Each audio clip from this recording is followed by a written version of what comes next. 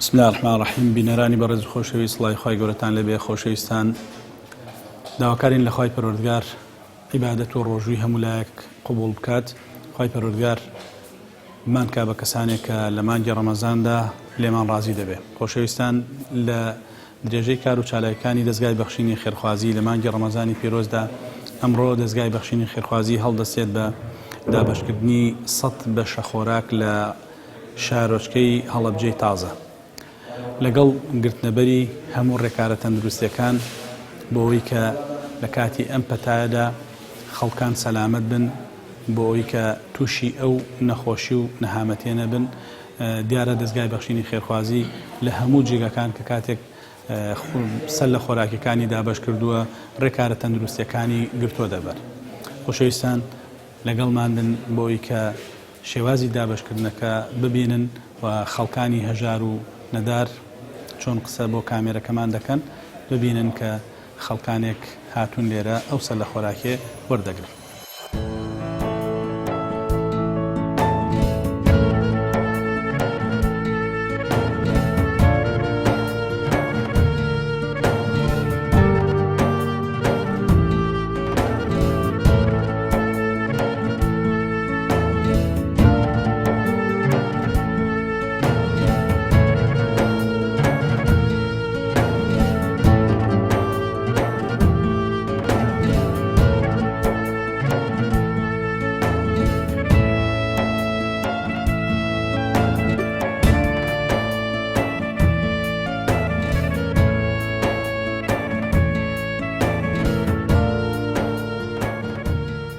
خاطر آيات قرآن نمونان زياوية بيويبن لشان صافية يا أخوة بس خشيان لي أكينو يا ربي خير أوانيش قبولي خير كان بو إما أميرن أوانيش ترجيع كان وسرمانا مش فقير وجاري بخوا أم خير لما ني رمضان بو فقير وجاري بيوجنو كم دار عمدات كشتكي زور باش أخواني بردس يعني خوجوي يا أخوة خواي قوري بيويان كاو دسي أيشا خوجوي دسمان بودري زكاو یارمەتی مانەدا لەم مانگی مبارەکە ڕەمەزانە.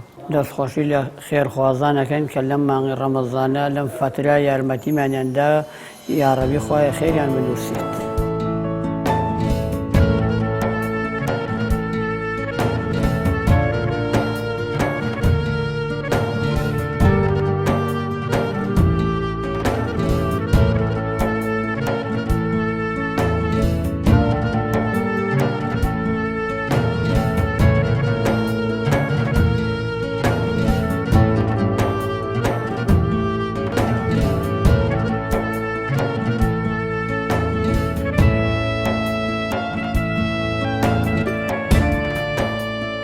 دەخۆشی لەو کەسەیەکەین کە ئەم خواردەی ناردە بۆ فەقیر وەژار بە تایبەتی بەم شارەی هەڵەبجەی هەمووی خەوتی داماڵ کەسی ئیشی لێ لە ماڵە بوونی ئەم نەخۆشی هەمووی کەوتووە، هیچی کرێکاری بۆ ناکرێت، هیچ شتێ نەما بیکەن، ڕێمان لێگیرەوە لە ماڵە سجنین. دەخۆشی لەو کەسەیەکەین کە ئەم خواردەی ناردە خوا پایداریکە بە تایبەتی ئەم جەماتە کە لێرە دانیشن. من دەستخۆشی لە تەواوی خێرخوازانەکەم بە تایبەتی بەخشینی کۆمەڵی ئیسلامی کە توانی ئەوە کە پیرۆزە کێشێت لەم کاتەداکەوە ئێمەی کەمەندام، ئێمەی ئینسان، ئێمەی مرۆڤ، ئێمەی فەقیر و فوقەرا پێویستمان پێوێتی. بۆ سپاسی ئەو شێکم کەوا کە ئەرکی کێشاوە شارەکەمان شاری قەزای شارە زۆر خوای گەورە موفەقی بکە و هەموو کاتێکی نەخۆشیان بێ ئینشاءڵڵا. تا ڕازێکی زۆر لەبەرەوەی یعنی هەڵەبجە بیکەی بە سێ چینەوە فەقیرە، چینی کەمەندام، چینی کەمەندام، چینی با بڵێ نەخانەشین، چینی پیرەکان، گەنجەکان یعنی لە ماکاتە یعنی بە کوردەکەی سەیەکی ئەم شارە فەقیرە لە ڕاستیە، یعنی هەر لە منە تاوەکو کەسەکانی تر، چون هەم بێ ئیش و بێکار، هەم بێتوانە بۆ ئیش، هەم لەگەڵەوەشا موچەکەش نادرێ، تر کۆمەڵە شتی تریش بە دوایە دێت.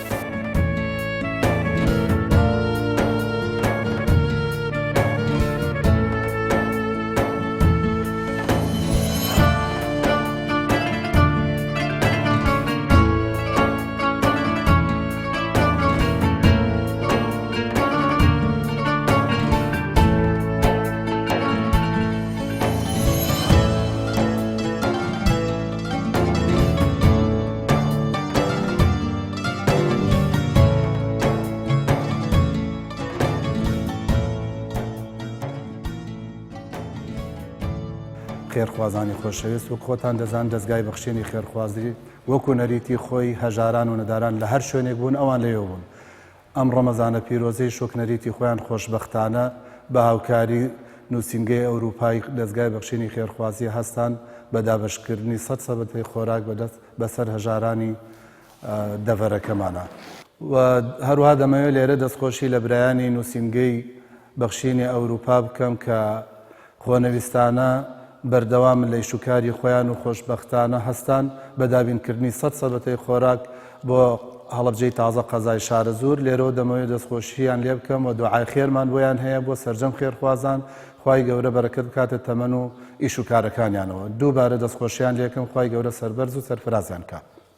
لێرەوە دەمەوێت داوا لە خێرخوازان بکەم کە وەک چۆن نەریتی خۆیان ساڵانە و هەمیشە هاوکاری دەستگای بەخشینی خێرخوازی بوون، ئێستیش داوایان لێکەین دووبارە لەم کاتە سەخت و ناڕەحەتا و لە کاتی ڤایرۆسی کۆرۆنا بە تایبەتی هەرچەند خەڵکانێک بەداخەوە ئیشوکاریان لە دەستداوە، بەڵام لە کەم و لە زۆر داوایان لێ دەکەین لێرەوە هاوکارمان بن تا ئێمە بتوانین زیاتر و زۆرتر بەدەم هەژارانەوە بین، چونکە لە ڕاستیای ئێمە پاشخوای گەورە بە هاوکاری ئەوان دەتوانین دەست دێنە ئەم بارە قورس و گرانە.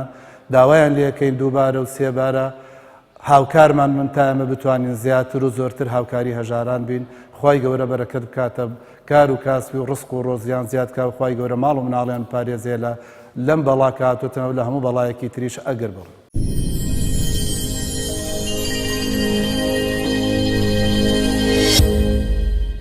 بسم الله الرحمن الرحيم. سرەتا داواکەرم لە خوای پەروەردگار نوێژ و ڕەبژ و تاعەت و عیبادەتی هەموو لایەکی قبوڵ کردبێت.